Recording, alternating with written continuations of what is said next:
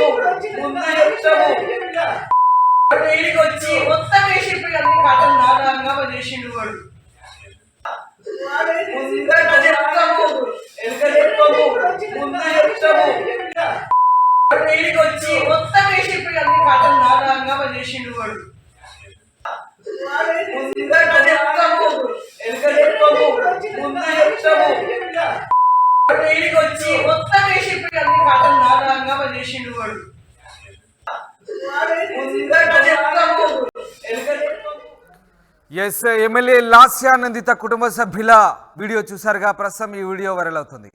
హంగామా చేశాడు, అంతా వాడే చేశాడంటూ ఆమె కుటుంబ సభ్యులు ఆగ్రహం వ్యక్తం చేస్తున్న ప్రస్తుతం లాస్యా బంధువుల వీడియో వైరల్ అవుతుంది.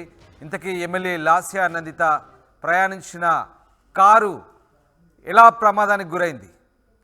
ఆమె వాహనం ప్రమాదానికి గురైందా, లేదంటే ఏదైనా వాహనం ఢీకొట్టిందా? ఏం జరిగింది? ఎస్, మా ప్రతినిధి మధు లైవ్లో జరుగుతారు. మధు, లాస్యా ప్రయాణించిన కారు ఢీకొన్న వాహనం ఏదనేది ఇప్పటికి కూడా సస్పెన్స్గా ఉంది. ఇంతకీ గన్మెన్ లేకుండా ఆమె ఎందుకు వెళ్ళినట్టు, అట్లాగే ఆమె కుటుంబ సభ్యులంతా కూడా అంతా వాడి చేశాడంటూ ఆగ్రహం వ్యక్తం చేస్తున్న వీడియో ప్రస్తుతం వైరల్ అవుతుంది. ఇంతకీ ఏం జరిగింది? ఈ మిస్టరీకి సంబంధించి ప్రస్తుతం వాళ్ళ కుటుంబ సభ్యులు వ్యక్తం చేస్తున్న అనుమానాలకు సంబంధించి పోలీసులు ఏమైనా దృష్టి సారించారా? ఎగ్జాక్ట్లీ అసలు ఎన్ని గంటలకు ఇంట్లో నుంచి కుటుంబ సభ్యులతో బయలుదేరారు అని అక్కడ నుంచి వీళ్ళు పోలీసులు ఎంక్వైరీ చేస్తా ఉన్నారు. ఈ ఎంక్వైరీలో సదాశివపేటలో ఉన్నటువంటి ఒక దర్గా దగ్గరికి వెళ్లారు. ఆ దర్గాలో పూజలు చేయించుకున్నారు. తర్వాత తిరిగి హైదరాబాద్ రిటర్న్ అయ్యారు. రిటర్న్ అయినటువంటి సందర్భంలో కుటుంబ సభ్యులంతా కూడా రిటర్న్ అవ్వడంతో ఈమె మాత్రం ప్రత్యేకంగా ఆకాష్, అలాగే డ్రైవర్, తర్వాత లాస్యా నందిత, వీరు ముగ్గురు ఒక కారులో వెళ్లారు. ఉదయం పూట బ్రేక్ఫాస్ట్ చేశాను అని చెప్పడం అనేటువంటిది ఇక్కడ ఒక క్వశ్చన్ మార్క్ అవుతా ఉంది ఈ కేసుకు సంబంధించినటువంటి విషయంలో. ఎందుకు అంత ఉదయం పూట అంటే 5 గంటల సమయంలోనే ఆకలేస్తుంది, బ్రేక్ఫాస్ట్ చేస్తానని చెప్పినటువంటి సందర్భం. కానీ అంతకంటే ముందుగా ఈ మధ్య గ్యాప్ లో ఏం జరిగింది అనేటువంటిది రాత్రి 11 గంటలకు దర్గా దగ్గర పూజలు నిర్వహించినటువంటి కుటుంబ సభ్యులు తిరిగి 1 గంటకు హైదరాబాద్ రీచ్ అయితే లాస్యా ఎందుకు రీచ్ కాలేదు అనేటువంటి దానిపైన పోలీసులు దృష్టి పెడతా ఉన్నారు.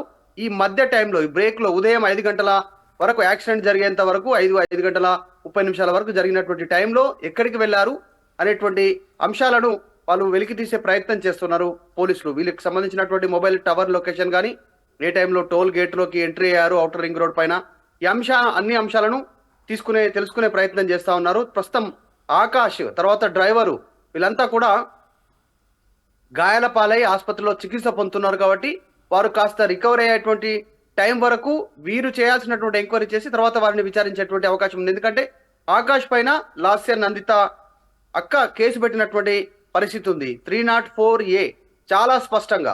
ఎందుకంటే నిర్లక్ష్యము, ర్యాష్ డ్రైవింగ్, వాంటెడ్లీ కావాలని ఒక వ్యక్తి చావుకు కారణమయ్యారు అనేటువంటి ఒక కేసుకు సంబంధించినటువంటి డీటెయిల్స్, వాళ్ళు ఇచ్చినటువంటి కేసు డీటెయిల్స్ లో ఈయన వల్లనే మా చెల్లి చనిపోయింది అనేటువంటిది, నిర్లక్ష్యం కారణంగానే చనిపోయింది అనేటువంటిది కేసు కంప్లైంట్ సారాంశం.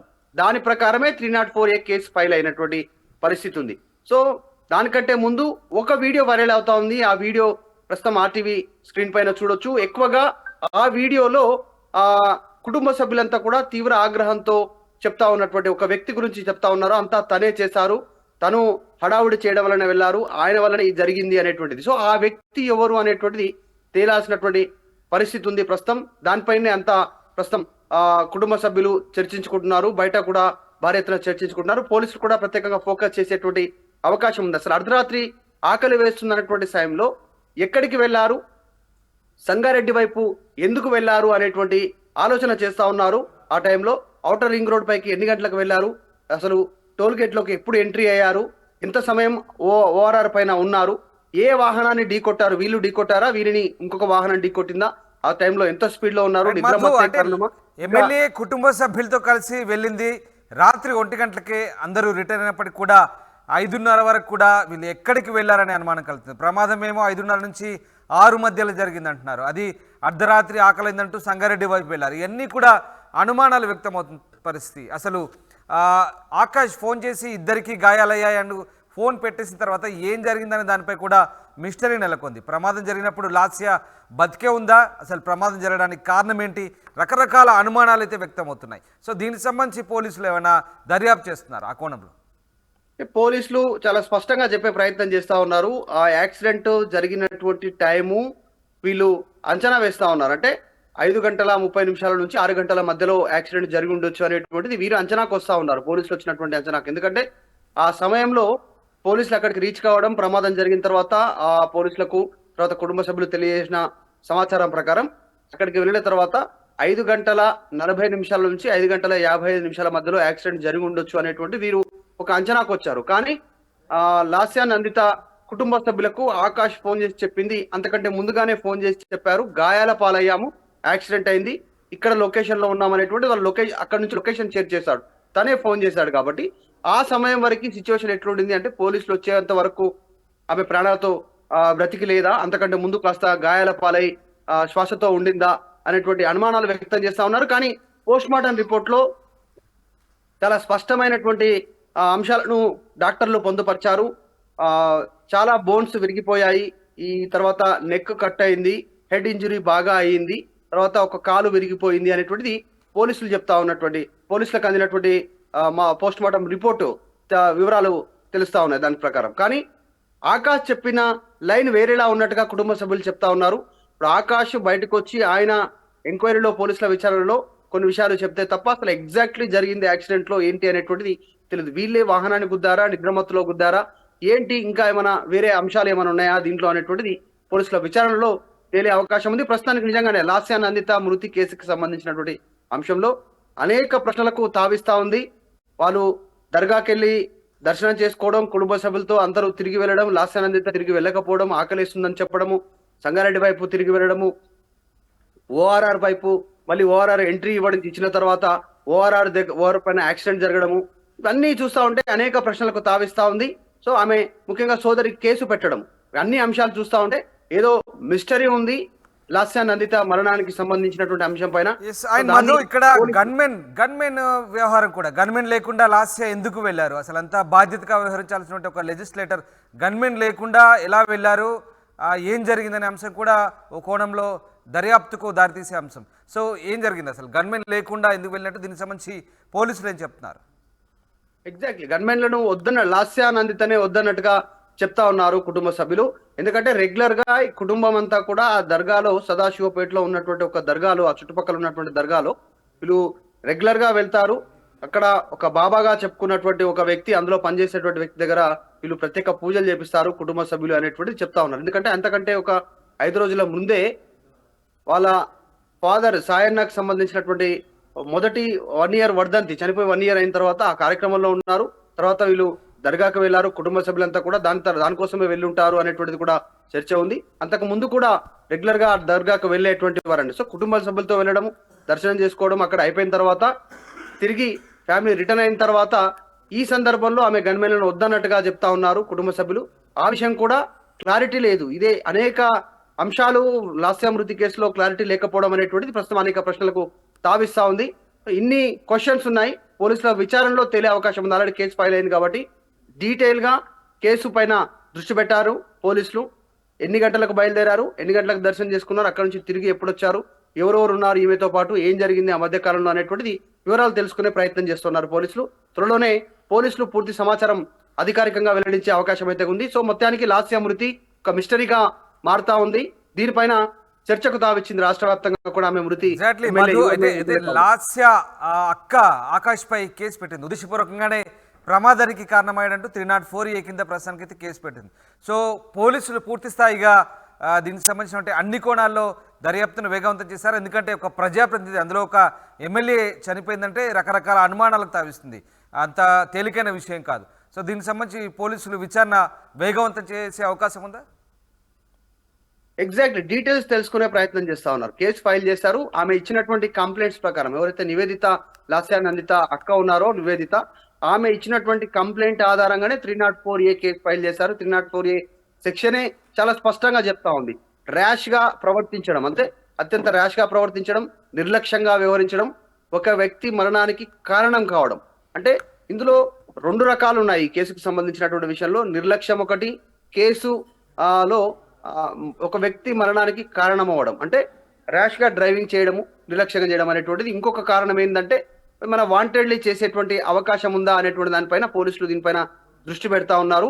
దీంట్లో ఒక్క టైం క్లాష్ అవ్వట్లేదు. ఒక టైము ఆకాష్ చేసినటువంటి టైం ఏమో 5:15 అనేటువంటిది కుటుంబ సభ్యులు చెప్తా ఉన్నారు. తనే ఫోన్ చేసి లొకేషన్ షేర్ చేశారనేటువంటిది.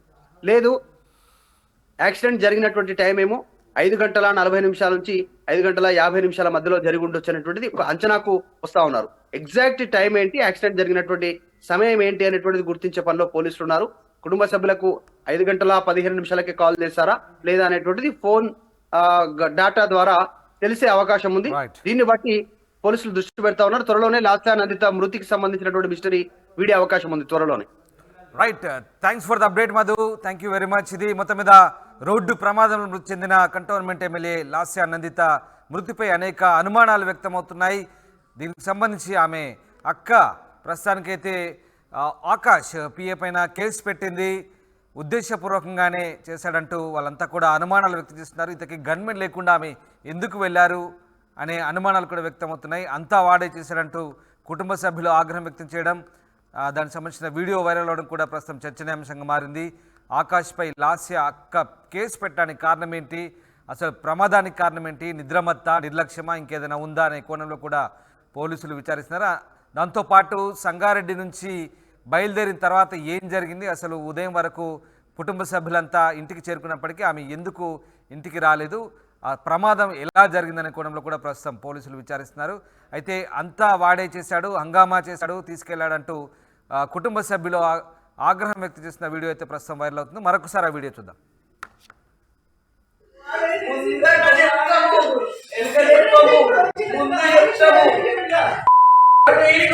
మొత్తం